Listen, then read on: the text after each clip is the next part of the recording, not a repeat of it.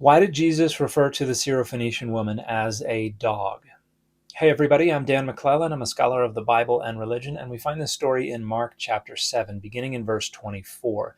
And it starts with Jesus in Tyre, which is outside of the land of Israel. This is Gentile territory.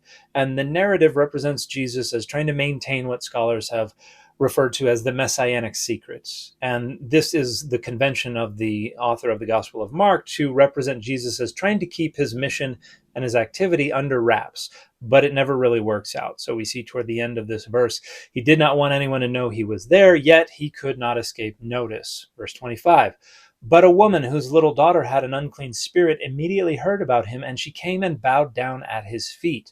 Now the woman was a Gentile of Syrophoenician origin.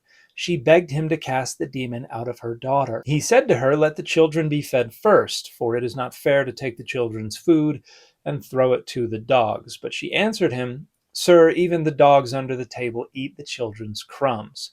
Then he said to her, for saying that, you may go. The demon has left your daughter. And when she went home, she found the child lying on the bed and the demon gone. Now, there are a few things to note about this metaphorical reference to the Syrophoenician woman as a dog. To begin, the perception of dogs, and particularly the rhetorical utility of dogs within literature, differed between Gentile and Jewish audiences.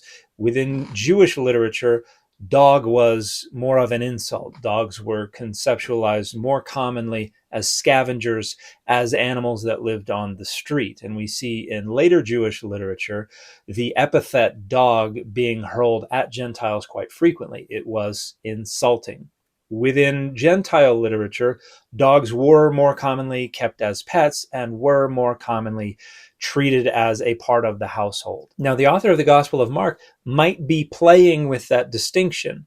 They might be representing Jesus as talking about taking the food that belongs to the children and throwing it out into the street to the dogs that roam the streets. And then the Syrophoenician woman could be responding from a more Gentile perspective and saying, well, no, the dogs are under the table. They're already in the house. They're a part of the house. They're next in line. However we perceive it, though, the notion that because the Greek word for dog is diminutive, it is a loving reference to a family pet or something like that is not really supported by the data. In the Koine Greek of this time period, the diminutive was used most commonly to refer generically to dogs, and usually to the dogs out in the street, rather than the pets that might be in someone's household, a part of one's household, loved by the household. So the argument that the diminutive means Jesus is talking about a loved member of the household doesn't really work. Now, the woman's response that earns the healing of her daughter is to, one, show great faith to Jesus, but two, accept that secondary subordinate status. The woman is saying, I accept my place within the ethnic hierarchy that you are presupposing. And so Jesus's response, in some sense, is saying, look at you, a Gentile woman who knows her place, which is profoundly problematic.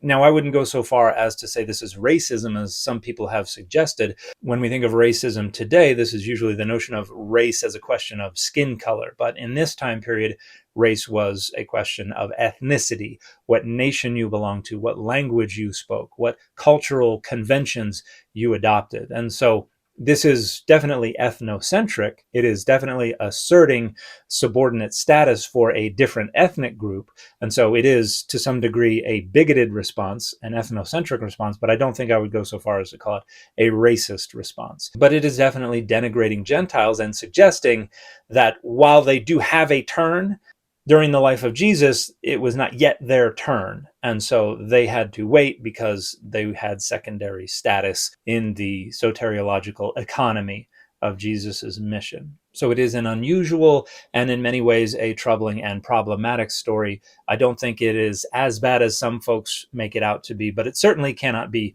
rehabilitated by suggesting that Jesus is referring to the Syrophoenician woman as a dog who happens to be loved by the household. That doesn't really make the story any better, and that also isn't supported by the data.